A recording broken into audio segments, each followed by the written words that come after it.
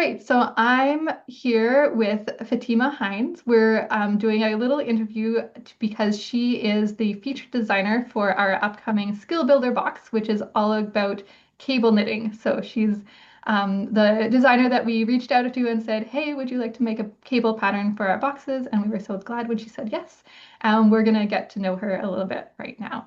So if you want to go ahead and introduce yourself and tell us a little bit about what you do, and then I'll get into some other questions. Okay, well, hi everybody. I'm Fatimah Hinds. I am the face and the hands behind Disturbing the Fleece. I design patterns that are for the entire family and for all genders.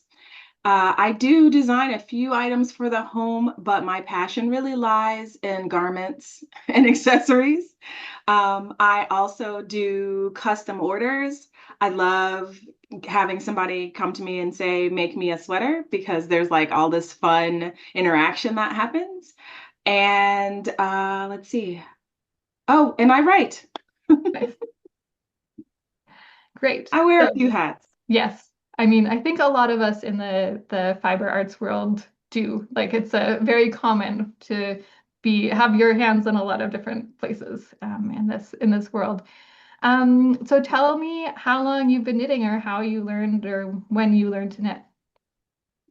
So I actually learned to knit as a like early 20 something, like almost immediately upon graduating college. I was working at an environmental consulting firm, and the receptionist was a friend of mine also from college, and she taught herself to knit. And I walked by her desk and was like, wait a minute, what is this?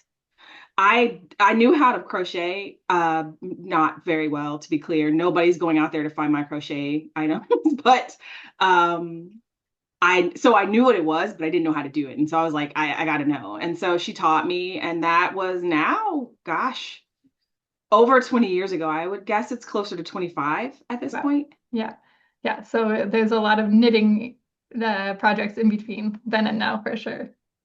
I've knit so many things that I don't remember what I've made. I've made enough things that I don't remember, but I will see an item and I know it's mine immediately. And I'm like, wait, when did I make that? For sure. I was just reminded of a project that I had made for one of my siblings when they were small. Like I'm older than them by quite a few years. And I was like, oh yeah, I remember Me that. too. I'm older than my siblings also.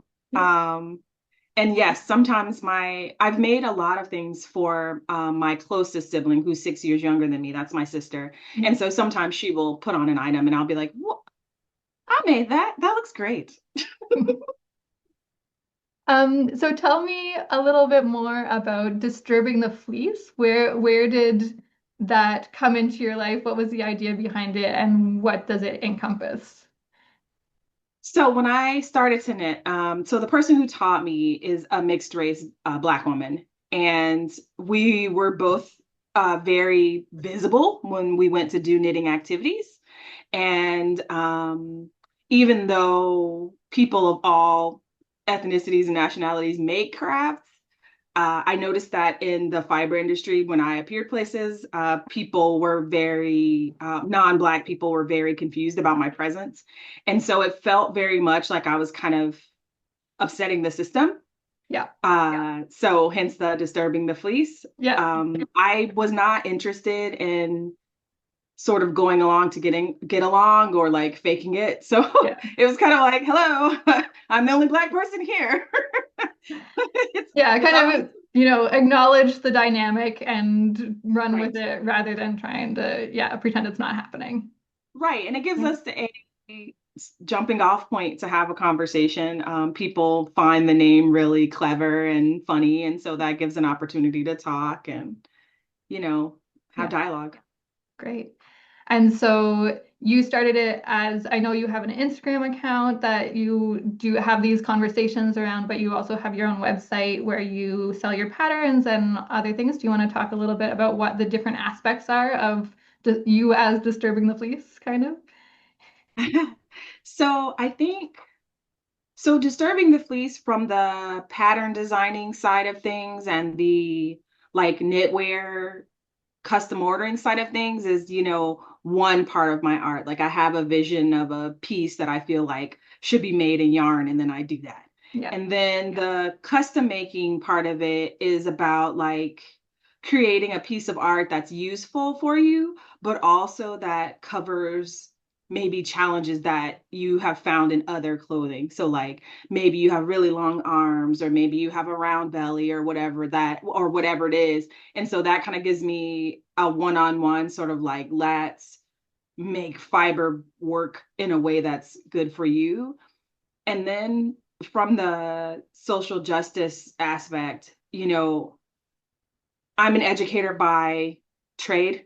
Hmm. I'm a professional educator. So I come into the conversation thinking about like, how do I convey information, and how do I like hear what information people need and then share it. Hmm. So I just kind of blended all of those things together in a way that hopefully comes off as authentic and is a best effort at being my full self. Yeah, that makes a lot of sense to me. Yeah, for sure. Um, to jump around a bit, I know that in the bio that you provided for us, you mentioned that you're a newcomer to Vancouver. So, do you want to talk about where you came from before you arrived in Vancouver, and if that has changed at all, what types of projects you like to make? I know that like a lot of people work with the weather wherever they're located. So, has that impacted your design practice or the types of products that you make? That is such a great question. Nobody's ever asked me that particular question before, and so I'm glad to answer it. So we first discussed Hawaii. We were relocating with my sister and her family. That was our original plan, Hmm. and so she picked Hawaii, and we were like, "Who doesn't love Hawaii?" And I said, okay, but if we do this, the things that I'm going to be able to design and knit are going to be severely limited. I came from Atlanta, Okay. which is already not a very cold place No. for very long. And so I was like, moving to a whole tropical area is going to change things. So moving north definitely took that off the table. I do Hmm. not have that concern anymore. But I think so. The weather in Vancouver is super mild. It's literally the reason we moved here. We literally Googled best weather in Canada, and Vancouver was the top answer. And we were like, okay, that sounds great.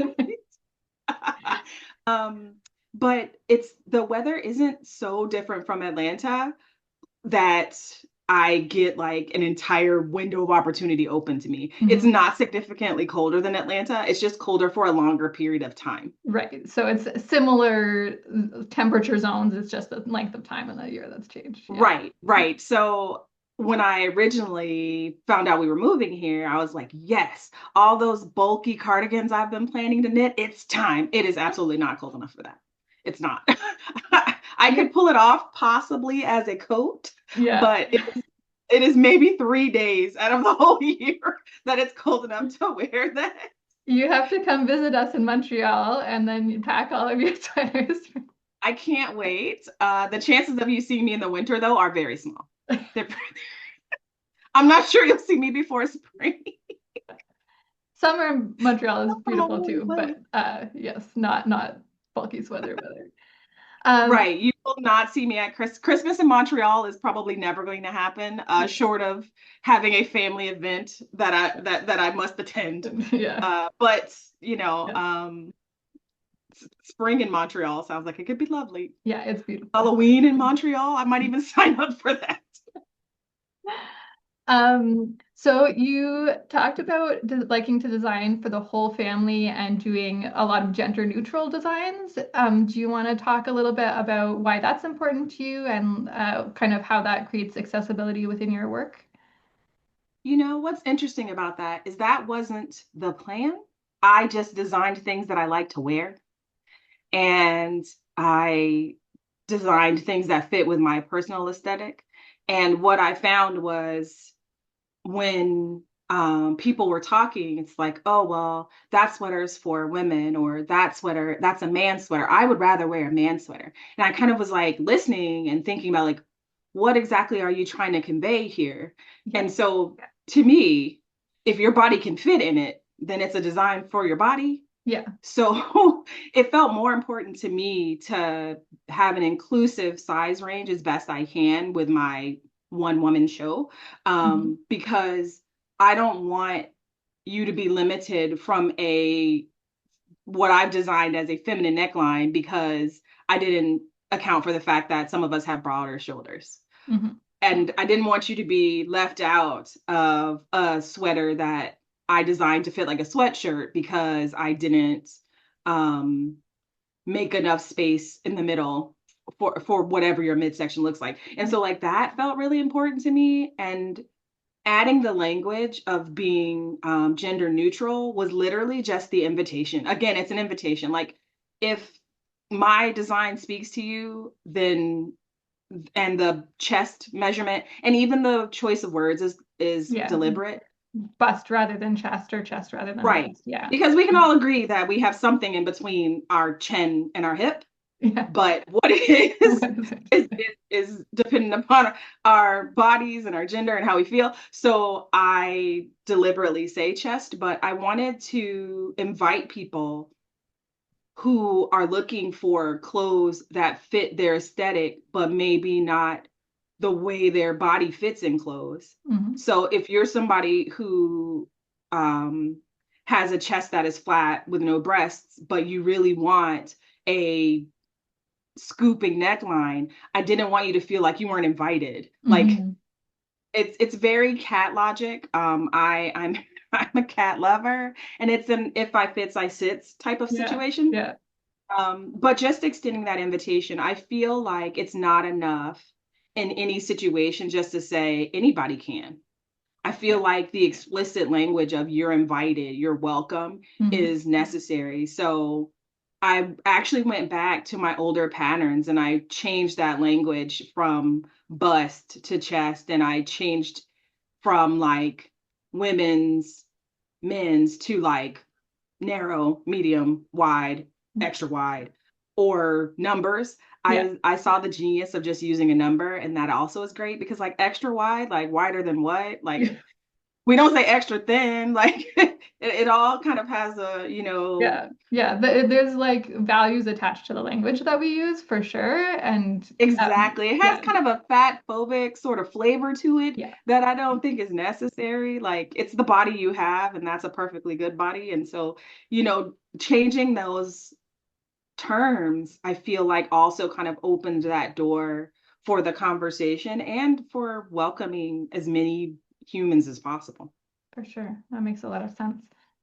So I would want to not keep you too long, but I want to talk to you about cables before we get to the end of the interview because that's what your pattern is all about.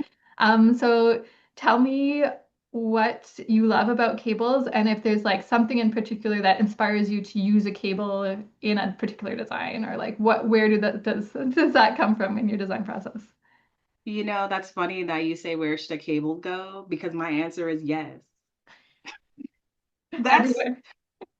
that's how we got here Yeah. is I was like attempting to knit something in stockinette and I was like, but you have all of this space. Why wouldn't we make a cable here?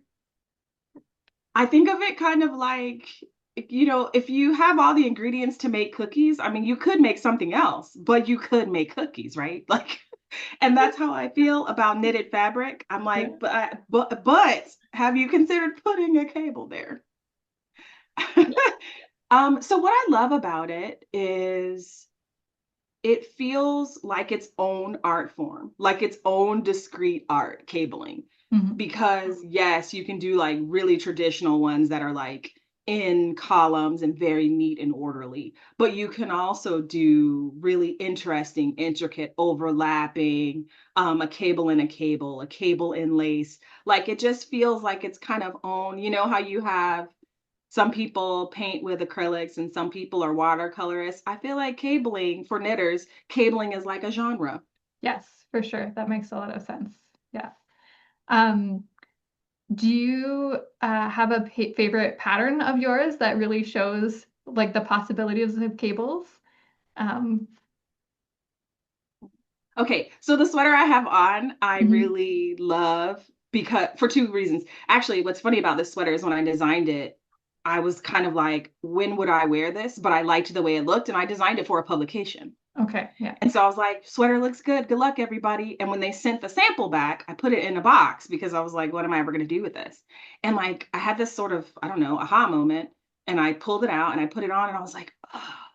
So it was like, I wasn't ready for it to be in the wardrobe. And now this is the second one because I'm like, this is perfect. Everything's going great. So what I like about it is with these cables, they're on a background of mistake rib. Okay, yeah. Yeah. So instead of it being like, Right. Yeah. So you don't have the reverse stockinette background where you have the very distinctive like uh cable, no cable distinction, right? Yeah. exactly, Yeah. the whole thing is cabled, really. Yeah. But I also like that it shows that cables don't need to be in a solid color for them Hmm. to impact the fabric. That's one of the things I love about cables, and that's one of my philosophies with them is like, we get bogged down in like, well, can you see it? And it's Right. like, well, of course you can see it. You knit the stitches in an opposite order. Like the fabric is going to be impacted. Yeah. And this sweater kind of demonstrates like you did a cable, but are you seeing a cable? Not really. Yeah. Yeah. And it was really fun. It's a fun knit. Yeah. Both times I made it, I was like, this is very enjoyable. What's the name of the pattern? So this is Wafla, kind of like waffle, Wafla. Okay. Yeah. And this one is a color blocked version. I Yeah. did a knit along on Instagram. I do that about twice a year. And I asked the people what we should do, and we agreed to color block it. And so that's what we did. And so, yeah, this is hand dyed yarn, and I picked two colors. Yeah. And it And looks great. yeah, Yeah. it's one of my favorites. I wear it a lot, a lot. Um, uh, I wanted to just ask, I know you mentioned before doing custom pieces on like, so that's something that somebody will come to you on like asking you to knit something as a commission, usually. Is that how it works? So how do you approach that process, and is it different for you from like thinking of something that you're going to make a pattern for? No, I always think pattern, even if it's completely unreasonable for me to write said pattern. Okay. My brain thinks in writing the instructions in a way that people will understand, which is just a curse. It's not a gift and a curse. It's just a I curse. was going to say, you said you come at everything as an educator, right? So that makes sense. But Right, right. yeah. It's it's terrible. But so when I think about a custom design, it depends on your motivation because the conversation is different based on the motivation. So Mhm. if you're coming to me to custom design a thing that you're going to give as a gift, Mhm. then our conversation is different than I really want a piece of your art. Mhm. Okay, that conversation is different too. Yeah. Or I need a cardigan that will keep me warm while I do this. You know what I mean? So it's all about the human on the other side of the conversation. So, like, I love when someone is like, I want a sweater. Great. Do you want it to be a pullover or a cardigan? Like I just keep sort of peeling back the layers, Yeah. and I think that I am pretty good at asking questions to get us to the information that we need. So oftentimes people will be like, "Oh, you pick." And I'm like, "No, no, no, no, no." I'm not going to spend 6 months making a thing that is fine. So Yeah. you like slow down. What do you love? What don't you love? I had a friend tell me they wanted a shawl. And I was like, great. And she was like, I want it to be a Fatima shawl. And I was like, what does that mean to you? So we had a conversation about it. And she was like, well, I want like Fatima colors. And I said, colors chosen by Fatima or colors chosen for Fatima? Those aren't the same. Yeah. Yeah. And it was so interesting because she ended up with a shawl that was in colors that were in her wheelhouse, but were combined in a way that my eye combined them. Yeah. That makes sense. Yeah. And it was the size that she wanted. Like she wanted to be able to like keep her neck warm and wear it in the office. And so like having all that information, it was like, okay, we've made the thing and now here it is. And she was super happy with the finished product. So it really is just, it depends on what your goals are.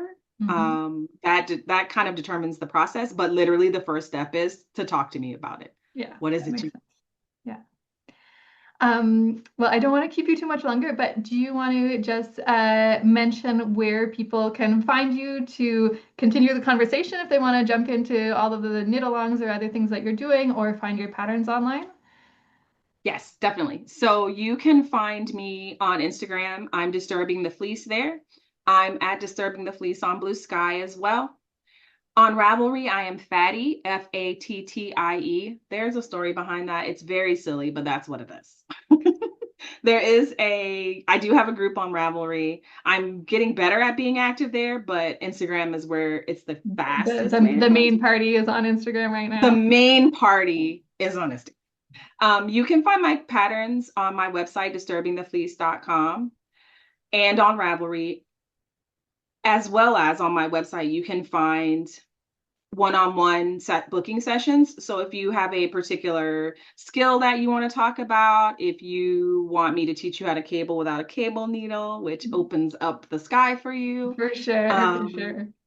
if you have a pattern that you bought and you're kind of like, what am I supposed to do here? One-on-one sessions are such a great time for me to just sort of listen and kind of gauge where you are and kind of help move your learning along. So all that stuff and signing up for my newsletter happens via my website.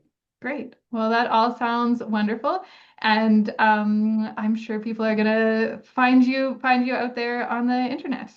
And thank you so much for taking the time to do this with us.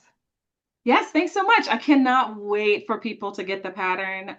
Be prepared. Make sure your needles are clear because you're going to want to cast on immediately, and I don't want you to be sad. Be That's ready. good advice. All right. Thanks. Thanks so much. Take care, everybody.